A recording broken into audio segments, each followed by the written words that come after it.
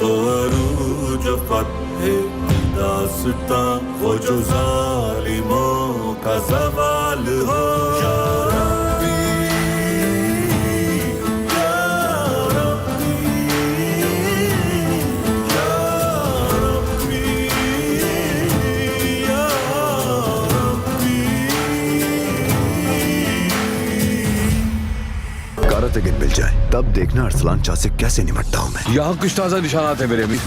आग लगा दी तुमने खून से। यानी कारतगिन को कोई और भी तलाश कर रहा है। इंतजार रहेगा। आज के बाद तलवारें बात करेंगी। हम गजा लेंगे। अगर नूरुद्दीन ने रास्ता रोका तेरा सर काट डालूंगा मैं। तो नूरुद्दीन का सर तन से जुदा कर दिया जाएगा। एक बार फिर तुम्हारा मंसूबा नाकाम हो गया। फौजी दस्ते तैयार किए जाएं, हम उनसे जंग करेंगे। जंग की आग भड़क चुकी है, या तो हम सब जलकर राख हो जाएंगे, जंगी खून है हमारा। वो जंग चाहते हैं तो जंग सही, या फिर वो जल जाएंगे।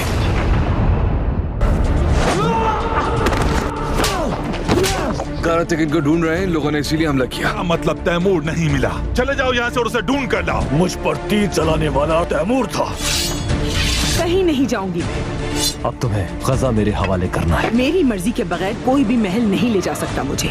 भतीजे की वापसी के लिए, वरना तुम तबाह हो जाओगे अरसलान शाह। मैं कारतगिन पर तीर चलाने वाला और चलवाने वाले को बेनकाब कर दूंगा। कारतगिन अगर जिंदा है तो ढूंढ कर मार डालो उसे। इस वक्त हम फंदे में मुजरिम की गर्दन देखेंगे। पहियों के निशान शुमाल की तरफ जा रहे हैं और उनका पहाड़ भी उसी तरफ है। यहाँ कुछ ताज़ा निशानात है मेरे अमीर। ये लोग भी यकीनन शुमाल की तरफ जा रहे हैं। जल्दी करो, चलो मेरे साथ।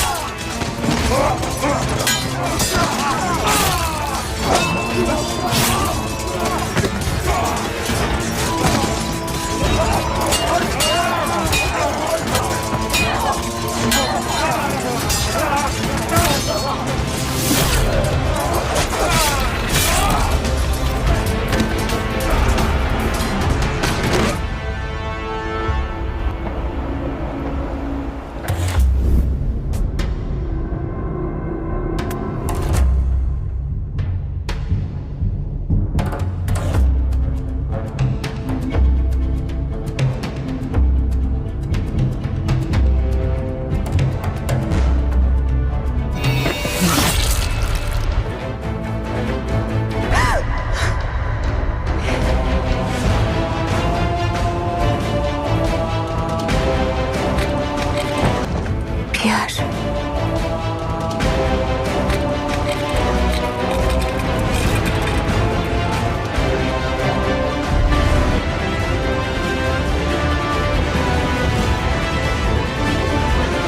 ممالك.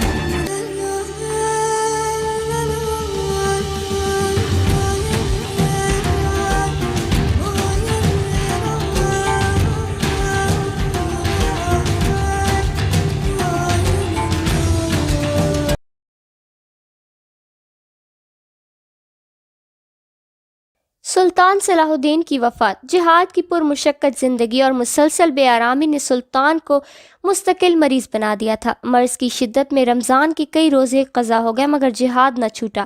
اب جب موقع ملا تو قضا روزے ادا کرنا شروع کر دیے. معالج نے ان کی تکالیف کا لحاظ کرتے ہوئے اس سے منع کیا مگر سلطان نے یہ کہہ کر کہ نہ معلوم آئندہ کیا حالات پیش آئیں تمام قضا روزے پورے کیے. وسط سفر 579 ہجری میں مرض شدت اختیار کر گیا اور وفات سے 3 روز قبل غشی کسی حالت طاری ہو گئی. معلوم ہوتا تھا کہ 20 سال کا تھکا ماندہ مجاہد اپنی تھکان اتار رہا ہے.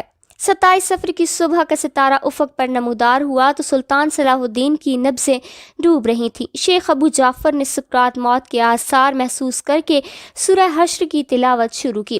جب آیت هو الذی لا الہ الا ہوا عالم الغیب والشہادہ پر پہنچے تو یکایک سلطان نے آنکھیں کھول دیں. مسکرائے اور تبسم ریز لہجے میں کہا سچ ہے.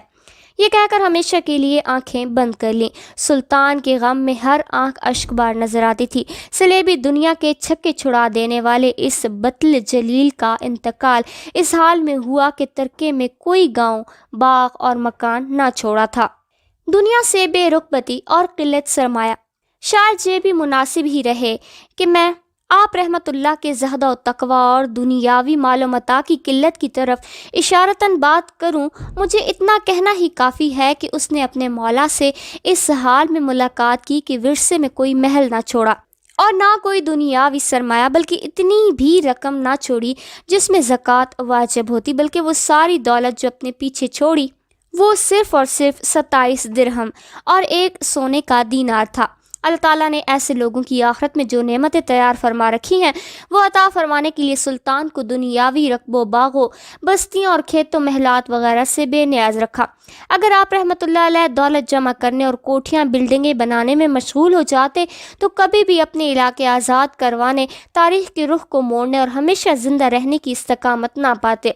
گویا کہ لقیط بن جامر الجادی نے کسی ایسے ہی سپوت کو ذہن میں رکھ کر یہ ابیات کہیں: فقدوا امرکم اللہ درکم، تم اپنے سب معاملات اسی کے حوالے کر دو، اسی میں تمہاری بہتری ہے۔ کھلے بازوؤں والا ہے، یعنی دوستوں پر مہربان، اور دشمنی کے حوالے سے جنگ کی بات کے ساتھ ہی دشمنوں کو بوجھل کر دینے والا ہے، ان پر قدرت اور غلبہ پا لینے والا ہے۔ وہ دنیاوی ناز و نعمت پر اترانے والا، شیخی بکھارنے والا بھی نہیں ہے، بلکہ یہ دنیاوی آسائش تو اس کی معاون و مددگار ہوتی ہے، اور نہ ہی وہ ذرہ برابر ڈرنے والا ہے۔ جب کوئی بڑی سے بڑی مصیبت بھی اس پر آن پڑے تو راتوں کو بیدار رہنے والا بیدار مغز ہے، تمہاری ہی سوچوں سے تھکا دیتی ہیں، تمہیں تباہ و برباد کرنے کے لیے سوچتا رہتا ہے، پھر دشمنوں پر حملہ کرنے کے لیے نئے نئے راستے تلاش کرتا ہے۔ وہ تو نیند کا ذائقہ بھی تھوڑی دیر کے لیے چکھتا ہے، پھر اسے کوئی پروگرام ہی بیدار کر دیتا ہے۔ قریب ہے دشمن کی مد مقابل کی پسلیوں کو توڑ کر نہ رکھ دے۔ اس کا دنیاوی مال و متاع اکٹھا کرنا بھی تمہاری طرف سے مشغول تو نہ کر سکے گا، اور نہ ہی وہ نور چشم ساجزادہ غافل کر سکے گا جس کی رفت و منزلت کا وہ طلبگار اور خواہش مند ہے۔ اگر کوئی عیب جو کسی روز اس کی عیب جوئی کرے تو صرف اسے یہی کہوں گا کہ سونے سے قبل اپنے پہلوؤں کے نرم بستر کو نرم و ملائم کر لینا۔ بڑے بڑے ناموروں نے اس سے بلند مقام حاصل کرنے کے لیے اس سے مقابلے کیے ہیں، لیکن ہر بار انہوں نے اپنے سے 2 ہاتھ آگے ہی بڑھنے والا پایا۔ میدان جنگ میں اس کی کیفیت یہ ہے کہ شیروں، خطرناک بھیڑیوں اور درندوں کو اپنے جال میں پھانس لینے والا ہے۔ وہ ایسا ہے کہ تمام لوگوں کو چیلنج دیتے ہوئے دعوت مبازرت پیش کرتا ہے۔ وہ تو ایسا ہے اگر حسب نسب کے معاملے میں سب لوگوں کے ساتھ قرآن اندازی بھی کرے تو قرآن صرف اسی کے نام کا نکلے گا۔ تاریخ اسلام سنت الہیہ کی روشنی میں یہاں میں چاہوں گی کہ ایک سوال پوچھوں کہ عالم اسلام صلیبیوں کے بلاد اسلامیہ میں ناپاک قدم رکھنے سے قبل جس حالت میں تھا اس کے برعکس حالت جو ہم نے ابھی دیکھی اس کی طرف کیسے منتقل ہو گیا؟ جن حالات کے سائے تلے صلاح الدین ان صلیبیوں سے فلسطین آزاد کروانے کی ہمت پا سکا، سور اور جافا کے درمیان پر چھوٹے چھوٹے دائروں میں انہیں دھکیلنے میں کامیاب ہو سکا، انہیں مزید دور دور علاقوں تک دھتکارنے کے لیے جس موت نے مزید مہلت نہ دی، یہاں تک کہ یہی شان اللہ تعالیٰ نے اشرف خلیل بن قلادون کی قسمت میں لکھی جو 690 ہجری کے مطابق 1291 میں صلیبیوں کے آخری قلعے اور پناہ گاہ عکا پر قابض ہو گیا۔ شاید کہ اس سوال کا یہی جواب ہے کہ تاریخ بھی ایک طرح سے ماں ہے جسے کچھ عرصے بعد پیدائش ہوتی رہتی ہے، جس پیدائش کے بعد سنت فقیہ مضبوط ہوتی ہے، اور یہ بالکل انسانی پیدائش ہی کی طرح ہے کہ جب اس تاریخی پیدائش کا وقت وضع قریب آتا جاتا ہے تو کوئی بھی اللہ کے حکم اور اس کی تقدیر کو روک نہیں سکتا۔ بے شک یہ بھی اللہ کی سنت یعنی حکموں کا حصہ ہے، ان سے تعصب رکھنے والا کوئی بھی نہیں ہے۔ جیسے عورتوں کے رحم سے نومولود بچے دنیا میں آتے ہیں، اسی طرح تاریخ کے رحم سے بڑے بڑے واقعات جنم لیتے ہیں۔ یہ واقعات تاریخی رفتار کے ساتھ ساتھ دوسرے واقعات سے جنم لیتے ہیں۔ مسلمانوں کے لیے کسی حد تک ہم پسند کرتے ہیں کہ اللہ تعالیٰ کو ان سنتوں اور ان کے تقاضوں کی فطرت سے واقفیت اور شناسائی حاصل کریں، پھر اسی انداز اور اسی نہج پر اپنے حالات کو ڈھال دے جو ان سنتوں سے مطابقت اور موافقت رکھتے ہیں۔ نتیجتاً اللہ کی توفیق سے دنیا کی باغ دوڑ پھر انہی کے ہاتھوں میں ہوگی۔ یقیناً یہ کمزور ترین حالات جن سے عالم اسلام گزر رہا ہے اس بات کا اعلان کر رہے ہیں کہ سنت فقیہ کے مطابق قریب ایک تاریخی ولادت ہونے والی ہے، اور ہم امید کرتے ہیں وہ نئی پیدائش نیا صلاح الدین ہوگا۔ پھر اس روز حتین بھی واپس پلٹ آئے گا اور القدس اور فلسطین بھی واپس مل جائیں گے انشاءاللہ۔ اے امت مسلمہ کے نوجوانوں، سلطان صلاح الدین کی زندگی کے آخری برسوں پر یہ ہلکی سی مگر واضح جھلک ہے، اور در حقیقت یہی موضوع ہی پڑھنے اور پڑھائے جانے کے زیادہ لائق ہے، جو ہر پہلو کو شامل بھی ہے اور مکمل ترین بھی ہے، اور خصوصاً ان کربناک اور غمناک حالات و ظروف کے تناظر میں جن کا ہم مشاہدہ کر رہے ہیں۔ یقیناً صلاح الدین جیسے زندہ افراد کی تاریخ پڑھنے سے ہی زندگی مل سکتی ہے، جو عزائم کو زندہ کرتے ہیں اور ہمتوں کو تیز کر دیتے ہیں، افراد کو ہم مرتبہ سریا بنا دیتے ہیں، اور پھر یقیناً افراد کو ایک فیصلہ کن زندگی کے لیے معرکہ کرنے پر تیار کر دیتے ہیں۔ اللہ کریم ہمیں بھی جہاد و قتال کی تلوار تھام کر پوری دنیا کے مظلوموں کی نصرت و مدد کے لیے کھڑے ہونے کی توفیق بخشے۔ یوں ہمیں ایک بار پھر صلاح الدین کی سنت پر چلتے ہوئے دنیا بھر کے صلیبی اور یہودیوں سے قتال کرتے ہوئے ٹکرا جائیں، تاکہ دنیا پر اللہ کا کلمہ بلند ہو اور صلیبیوں کے ظالم ہاتھ ٹوٹ سکے، ان کی دہشت گردی ختم اور ان کے ناپاک جسموں سے بیت المقدس سمیت دنیا کے تمام مسلمان خطہ پاک اور آزاد ہوں۔ اور درود السلام محمد پر، آپ کی آل، آپ کے صحابہ اور آپ کے پیروکاروں پر، وہ محمد جو تمام بہادروں اور لیڈروں کے لیے بہترین نمونہ ہے، اور رحمت فرمائے اللہ تعالیٰ صلاح الدین پر اور ان لوگوں کے پڑوس میں اسے جگہ نصیب فرمائے جن پر اللہ تعالیٰ نے انعام فرمایا۔ انبیاء، صدیقین، شہداء اور صالحین میں سے ان لوگوں کی رفاقت اور صحبت کتنی ہی بہترین ہے۔ سلطان صلاح الدین کی وفات۔ جہاد کی پرمشقت زندگی اور مسلسل بے آرامی نے سلطان کو مستقل مریض بنا دیا تھا۔ مرض کی شدت میں رمضان کے کئی روزے قضا ہو گئے، مگر جہاد نہ چھوٹا۔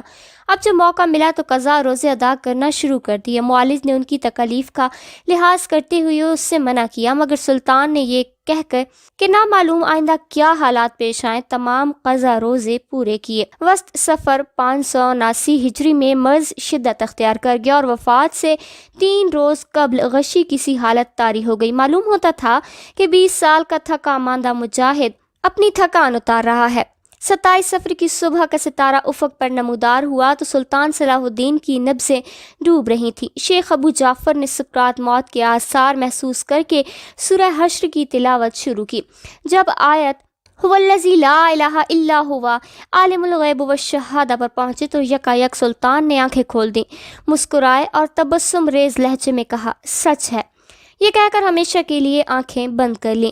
سلطان کے غم میں ہر آنکھ اشک بار نظر آتی تھی۔ صلیبی دنیا کے چھکے چھڑا دینے والے اس بطل جلیل کا انتقال اس حال میں ہوا کہ ترکے میں کوئی گاؤں، باغ اور مکان نہ چھوڑا تھا۔ دنیا سے بے رغبتی اور قلت سرمایہ۔ شاید یہ بھی مناسب ہی رہے کہ میں آپ رحمت اللہ کے زہد و تقوی اور دنیاوی مال و متاع کی قلت کی طرف اشارتاً بات کروں۔ مجھے اتنا کہنا ہی کافی ہے کہ اس نے اپنے مولا سے اس حال میں ملاقات کی کہ ورثے میں کوئی محل نہ چھوڑا اور نہ کوئی دنیاوی سرمایہ، بلکہ اتنی بھی رقم نہ چھوڑی جس میں زکوٰۃ واجب ہوتی، بلکہ وہ ساری دولت جو اپنے پیچھے چھوڑی وہ صرف اور صرف 27 درہم اور 1 سونے کا دینار تھا۔ اللہ تعالیٰ نے ایسے لوگوں کی آخرت میں جو نعمتیں تیار فرما رکھی ہیں وہ عطا فرمانے کے لیے سلطان کو دنیاوی رقبوں، باغوں، بستیوں اور کھیتوں، محلات وغیرہ سے بے نیاز رکھا۔ اگر آپ رحمت اللہ علیہ دولت جمع کرنے اور کوٹھیاں، بلڈنگیں بنانے میں مشغول ہو جاتے تو کبھی بھی اپنے علاقے آزاد کروانے، تاریخ کے رخ کو موڑنے اور ہمیشہ زندہ رہنے کی استقامت نہ پاتے۔ گویا کہ لقیط بن جامر الجادی نے کسی ایسے ہی سپوت کو ذہن میں رکھ کر یہ ابیات کہیں، فقدوا امرکم اللہ درکم، تم اپنے سب معاملات اسی کے حوالے کر دو، اسی میں تمہاری بہتری ہے۔ کھلے بازوؤں والا ہے، یعنی دوستوں پر مہربان اور دشمنی کے حوالے سے جنگ کی بات کے ساتھ ہی دشمنوں کو بوجھل کر دینے والا ہے، ان پر قدرت اور غلبہ پا لینے والا ہے۔ وہ دنیاوی ناز و نعمت پر اترانے والا، شیخی بکھارنے والا بھی نہیں ہے، بلکہ یہ دنیاوی آسائش تو اس کی معاون و مددگار ہوتی ہے، اور نہ ہی وہ ذرہ برابر ڈرنے والا ہے۔ جب کوئی بڑی سے بڑی مصیبت بھی اس پر آن پڑے تو راتوں کو بیدار رہنے والا بیدار مغز ہے، تمہاری ہی سوچوں سے تھکا دیتی ہیں، تمہیں تباہ و برباد کرنے کے لیے سوچتا رہتا ہے، پھر دشمنوں پر حملہ کرنے کے لیے نئے نئے راستے تلاش کرتا ہے۔ وہ تو نیند کا ذائقہ بھی تھوڑی دیر کے لیے چکھتا ہے، پھر اسے کوئی پروگرام ہی بیدار کر دیتا ہے۔ قریب ہے دشمن کی مد مقابل کی پسلیوں کو توڑ کر نہ رکھ دے۔ اس کا دنیاوی مال و متاع اکٹھا کرنا بھی تمہاری طرف سے مشغول تو نہ کر سکے گا، اور نہ ہی وہ نور چشم ساجزادہ غافل کر سکے گا جس کی رفت و منزلت کا وہ طلبگار اور خواہش مند ہے۔ اگر کوئی عیب جو کسی روز اس کی عیب جوئی کرے تو صرف اسے یہی کہوں گا کہ سونے سے قبل اپنے پہلوؤں کے نرم بستر کو نرم و ملائم کر لینا۔ بڑے بڑے ناموروں نے اس سے بلند مقام حاصل کرنے کے لیے اس سے مقابلے کیے ہیں، لیکن ہر بار انہوں نے اپنے سے 2 ہاتھ آگے ہی بڑھنے والا پایا۔ میدان جنگ میں اس کی کیفیت یہ ہے کہ شیروں، خطرناک بھیڑیوں اور درندوں کو اپنے جال میں پھانس لینے والا ہے۔ وہ ایسا ہے کہ تمام لوگوں کو چیلنج دیتے ہوئے دعوت مبازرت پیش کرتا ہے۔ وہ تو ایسا ہے اگر حسب نسب کے معاملے میں سب لوگوں کے ساتھ قرآن اندازی بھی کرے تو قرآن صرف اسی کے نام کا نکلے گا۔ تاریخ اسلام سنت الہیہ کی روشنی میں یہاں میں چاہوں گی کہ ایک سوال پوچھوں کہ عالم اسلام صلیبیوں کے بلاد اسلامیہ میں ناپاک قدم رکھنے سے قبل جس حالت میں تھا اس کے برعکس حالت جو ہم نے ابھی دیکھی اس کی طرف کیسے منتقل ہو گیا؟ جن حالات کے سائے تلے صلاح الدین ان صلیبیوں سے فلسطین آزاد کروانے کی ہمت پا سکا، سور اور جافا کے درمیان پر چھوٹے چھوٹے دائروں میں انہیں دھکیلنے میں کامیاب ہو سکا، انہیں مزید دور دور علاقوں تک دھتکارنے کے لیے جس موت نے مزید مہلت نہ دی، یہاں تک کہ یہی شان اللہ تعالیٰ نے اشرف خلیل بن قلادون کی قسمت میں لکھی جو 690 ہجری کے مطابق 1291 میں صلیبیوں کے آخری قلعے اور پناہ گاہ عکا پر قابض ہو گیا۔ شاید کہ اس سوال کا یہی جواب ہے کہ تاریخ بھی ایک طرح سے ماں ہے جسے کچھ عرصے بعد پیدائش ہوتی رہتی ہے، جس پیدائش کے بعد سنت فقیہ مضبوط ہوتی ہے، اور یہ بالکل انسانی پیدائش ہی کی طرح ہے کہ جب اس تاریخی پیدائش کا وقت وضع قریب آتا جاتا ہے تو کوئی بھی اللہ کے حکم اور اس کی تقدیر کو روک نہیں سکتا۔ بے شک یہ بھی اللہ کی سنتوں یعنی حکموں کا حصہ ہے، ان سے تعصب رکھنے والا کوئی بھی نہیں ہے۔ جیسے عورتوں کے رحم سے نومولود بچے دنیا میں آتے ہیں، اسی طرح تاریخ کے رحم سے بڑے بڑے واقعات جنم لیتے ہیں۔ یہ واقعات تاریخی رفتار کے ساتھ ساتھ دوسرے واقعات سے جنم لیتے ہیں۔ مسلمانوں کے لیے کسی حد تک ہم پسند کرتے ہیں کہ اللہ تعالیٰ کو ان سنتوں اور ان کے تقاضوں کی فطرت سے واقفیت اور شناسائی حاصل کریں، پھر اسی انداز اور اسی نہج پر اپنے حالات کو ڈھال دے جو ان سنتوں سے مطابقت اور موافقت رکھتے ہیں۔ نتیجتاً اللہ کی توفیق سے دنیا کی باغ دوڑ پھر انہی کے ہاتھوں میں ہوگی۔ یقیناً یہ کمزور ترین حالات جن سے عالم اسلام گزر رہا ہے اس بات کا اعلان کر رہے ہیں کہ سنت فقیہ کے مطابق قریب ایک تاریخی ولادت ہونے والی ہے، اور ہم امید کرتے ہیں وہ نئی پیدائش نیا صلاح الدین ہوگا۔ پھر اس روز ہتین بھی واپس پلٹ آئے گا اور القدس اور فلسطین بھی واپس مل جائیں گے انشاءاللہ۔ اے امت مسلمہ کے نوجوانوں، سلطان صلاح الدین کی زندگی کے آخری برسوں پر یہ ہلکی سی مگر واضح جھلک ہے، اور در حقیقت یہی موضوع ہی پڑھنے اور پڑھائے جانے کے زیادہ لائق ہے، جو ہر پہلو کو شامل بھی ہے اور مکمل ترین بھی ہے، اور خصوصاً ان کربناک اور غمناک حالات و ظروف کے تناظر میں جن کا ہم مشاہدہ کر رہے ہیں۔ یقیناً صلاح الدین جیسے زندہ افراد کی تاریخ پڑھنے سے ہی زندگی مل سکتی ہے، جو عزائم کو زندہ کرتے ہیں اور ہمتوں کو تیز کر دیتے ہیں، افراد کو ہم مرتبہ سریا بنا دیتے ہیں، اور پھر یقیناً افراد کو ایک فیصلہ کن زندگی کے لیے معرکہ کرنے پر تیار کر دیتے ہیں۔ اللہ کریم ہمیں بھی جہاد و قتال کی تلوار تھام کر پوری دنیا کے مظلوموں کی نصرت و مدد کے لیے کھڑے ہونے کی توفیق بخشے۔ یوں ہمیں ایک بار پھر صلاح الدین کی سنت پر چلتے ہوئے دنیا بھر کے صلیبی اور یہودیوں سے قتال کرتے ہوئے ٹکرا جائیں، تاکہ دنیا پر اللہ کا کلمہ بلند ہو اور صلیبیوں کے ظالم ہاتھ ٹوٹ سکے، ان کی دہشت گردی ختم ہو، اور ان کے ناپاک جسموں سے بیت المقدس سمیت دنیا کے تمام مسلمان خطہ پاک اور آزاد ہوں۔ اور درود السلام محمد پر، آپ کی آل، آپ کے صحابہ اور آپ کے پیروکاروں پر، وہ محمد جو تمام بہادروں اور لیڈروں کے لیے بہترین نمونہ ہے، اور رحمت فرمائے اللہ تعالیٰ صلاح الدین پر اور ان لوگوں کے پڑوس میں اسے جگہ نصیب فرمائے جن پر اللہ تعالیٰ نے انعام فرمایا۔ انبیاء، صدیقین، شہداء اور صالحین۔ سلطان صلاح الدین کی وفات۔ جہاد کی پرمشقت زندگی اور مسلسل بے آرامی نے سلطان کو مستقل مریض بنا دیا تھا۔ مرض کی شدت میں رمضان کے کئی روزے قضا ہو گئے، مگر جہاد نہ چھوٹا۔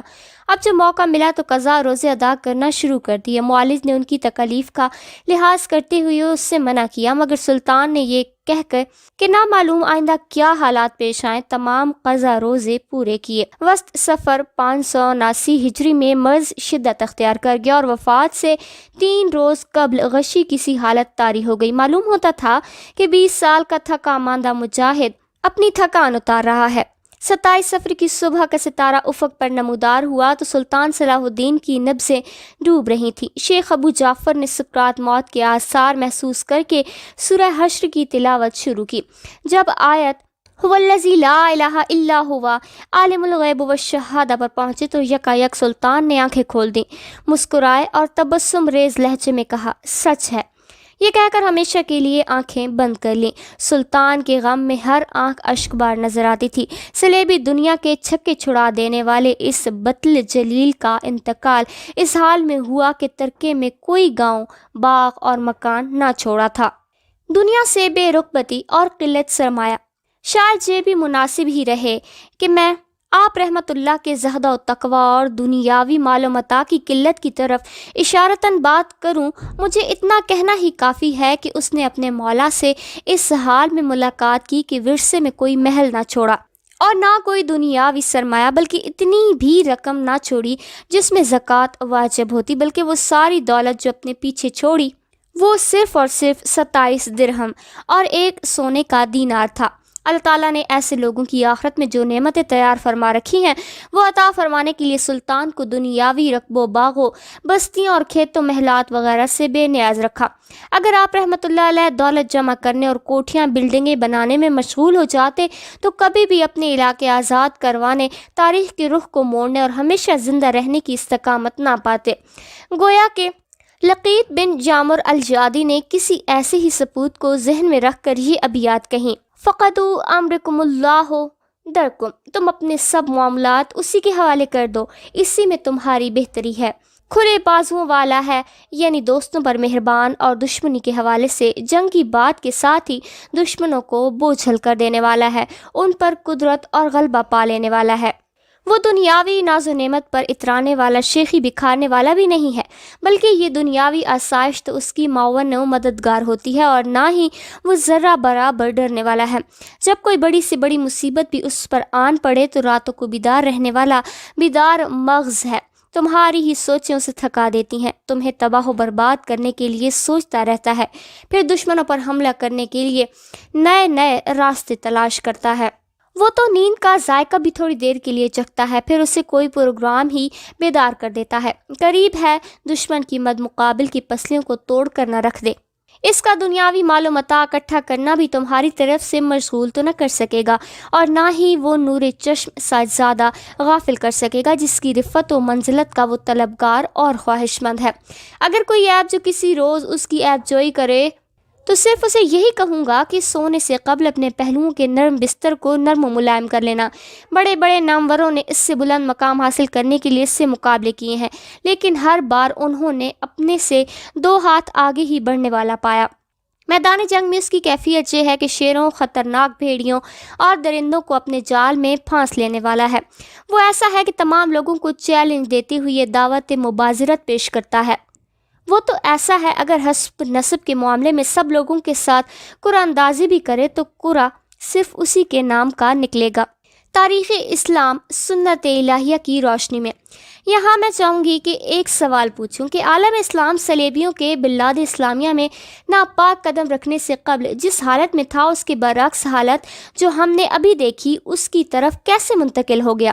جن حالات کے سائے تلے صلاح الدین ان صلیبیوں سے فلسطین آزاد کروانے کی ہمت پا سکا، سور اور جافا کے درمیان پر چھوٹے چھوٹے دائروں میں انہیں دھکیلنے میں کامیاب ہو سکا، انہیں مزید دور دور علاقوں تک دھتکارنے کے لیے جس موت نے مزید مہلت نہ دی، یہاں تک کہ یہی شان اللہ تعالیٰ نے اشرف خلیل بن قلادون کی قسمت میں لکھی جو 690 ہجری کے مطابق 1291 میں صلیبیوں کے آخری قلعے اور پناہ گاہ عکا پر قابض ہو گیا۔ شاید کہ اس سوال کا یہی جواب ہے کہ تاریخ بھی ایک طرح سے ماں ہے جسے کچھ عرصے بعد پیدائش ہوتی رہتی ہے، جس پیدائش کے بعد سنت فقیہ مضبوط ہوتی ہے، اور یہ بالکل انسانی پیدائش ہی کی طرح ہے کہ جب اس تاریخی پیدائش کا وقت وضع قریب آتا جاتا ہے تو کوئی بھی اللہ کے حکم اور اس کی تقدیر کو روک نہیں سکتا۔ بے شک یہ بھی اللہ کی سنت یعنی حکموں کا حصہ ہے، ان سے تعصب رکھنے والا کوئی بھی نہیں ہے۔ جیسے عورتوں کے رحم سے نومولود بچے دنیا میں آتے ہیں، اسی طرح تاریخ کے رحم سے بڑے بڑے واقعات جنم لیتے ہیں۔ یہ واقعات تاریخی رفتار کے ساتھ ساتھ دوسرے واقعات سے جنم لیتے ہیں۔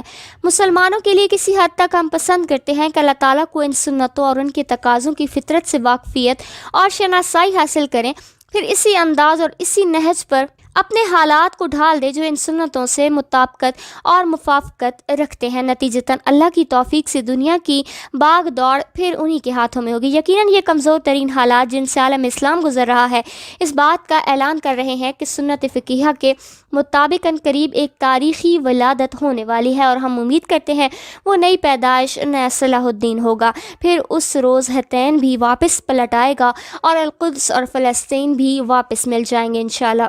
اے امت مسلمہ کے نوجوانوں، سلطان صلاح الدین کی زندگی کے آخری برسوں پر یہ ہلکی سی مگر واضح جھلک ہے، اور در حقیقت یہی موضوع ہی پڑھنے اور پڑھائے جانے کے زیادہ لائق ہے، جو ہر پہلو کو شامل بھی ہے اور مکمل ترین بھی ہے، اور خصوصاً ان کربناک اور غمناک حالات و ظروف کے تناظر میں جن کا ہم مشاہدہ کر رہے ہیں۔ یقیناً صلاح الدین جیسے زندہ افراد کی تاریخ پڑھنے سے ہی زندگی مل سکتی ہے، جو عزائم کو زندہ کرتے ہیں اور ہمتوں کو تیز کر دیتے ہیں، افراد کو ہم مرتبہ سریا بنا دیتے ہیں، اور پھر یقیناً افراد کو ایک فیصلہ کن زندگی کے لیے معرکہ کرنے پر تیار کر دیتے ہیں۔ اللہ کریم ہمیں بھی جہاد و قتال کی تلوار تھام کر پوری دنیا کے مظلوموں کی نصرت و مدد کے لیے کھڑے ہونے کی توفیق بخشے۔ یوں ہمیں ایک بار پھر صلاح الدین کی سنت پر چلتے ہوئے دنیا بھر کے صلیبی اور یہودیوں سے قتال کرتے ہوئے ٹکرا جائیں، تاکہ دنیا پر اللہ کا کلمہ بلند ہو اور صلیبیوں کے ظالم ہاتھ ٹوٹ سکے، ان کی دہشت گردی ختم اور ان کے ناپاک جسموں سے بیت المقدس سمیت دنیا کے تمام مسلمان خطہ پاک اور آزاد ہوں۔ اور درود السلام محمد پر، آپ کی آل، آپ کے صحابہ اور آپ کے پیروکاروں پر، وہ محمد جو تمام بہادروں اور لیڈروں کے لیے سلطان صلاح الدین کی وفات، جہاد کی پرمشقت زندگی اور مسلسل بے آرامی نے سلطان کو مستقل مریض بنا دیا تھا۔ مرض کی شدت میں رمضان کے کئی روزے قضا ہو گئے، مگر جہاد نہ چھوٹا۔ اب جب موقع ملا تو قضا روزے ادا کرنا شروع کر دیے۔ معالج نے ان کی تکالیف کا لحاظ کرتے ہوئے اس سے منع کیا، مگر سلطان نے یہ کہہ کر کہ نہ معلوم آئندہ کیا حالات پیش آئیں، تمام قضا روزے پورے کیے۔ وسط سفر 579 ہجری میں مرض شدت اختیار کر گیا اور وفات سے 3 روز قبل غشی کسی حالت طاری ہو گئی۔ معلوم ہوتا تھا کہ 20 سال کا تھکا ماندہ مجاہد اپنی تھکان اتار رہا ہے۔ 27 صفر کی صبح کا ستارہ افق پر نمودار ہوا تو سلطان صلاح الدین کی نبضیں ڈوب رہی تھیں۔ شیخ ابو جعفر نے سکرات موت کے آثار محسوس کر کے سورہ حشر کی تلاوت شروع کی۔ جب آیت هو الذی لا الہ الا ہوا عالم الغیب والشہادہ پر پہنچے تو یکایک سلطان نے آنکھیں کھول دیں، مسکرائے اور تبسم ریز لہجے میں کہا، سچ ہے۔ یہ کہہ کر ہمیشہ کے لیے آنکھیں بند کر لیں۔ سلطان کے غم میں ہر آنکھ اشک بار نظر آتی تھی۔ صلیبی دنیا کے چھکے چھڑا دینے والے اس بطل جلیل کا انتقال اس حال میں ہوا کہ ترکے میں کوئی گاؤں، باغ اور مکان نہ چھوڑا تھا۔ دنیا سے بے رغبتی اور قلت سرمایہ، شاید یہ بھی مناسب ہی رہے کہ میں آپ رحمت اللہ کے زہد و تقوی اور دنیاوی مال و متاع کی قلت کی طرف اشارتاً بات کروں۔ مجھے اتنا کہنا ہی کافی ہے کہ اس نے اپنے مولا سے اس حال میں ملاقات کی کہ ورثے میں کوئی محل نہ چھوڑا اور نہ کوئی دنیاوی سرمایہ، بلکہ اتنی بھی رقم نہ چھوڑی جس میں زکوٰۃ واجب ہوتی، بلکہ وہ ساری دولت جو اپنے پیچھے چھوڑی وہ صرف اور صرف 27 درہم اور 1 سونے کا دینار تھا۔ اللہ تعالیٰ نے ایسے لوگوں کی آخرت میں جو نعمتیں تیار فرما رکھی ہیں وہ عطا فرمانے کے لیے سلطان کو دنیاوی رقب و باغوں، بستیوں اور کھیتوں محلات وغیرہ سے بے نیاز رکھا۔ اگر آپ رحمت اللہ علیہ دولت جمع کرنے اور کوٹھیاں بلڈنگیں بنانے میں مشغول ہو جاتے تو کبھی بھی اپنے علاقے آزاد کروانے، تاریخ کے رخ کو موڑنے اور ہمیشہ زندہ رہنے کی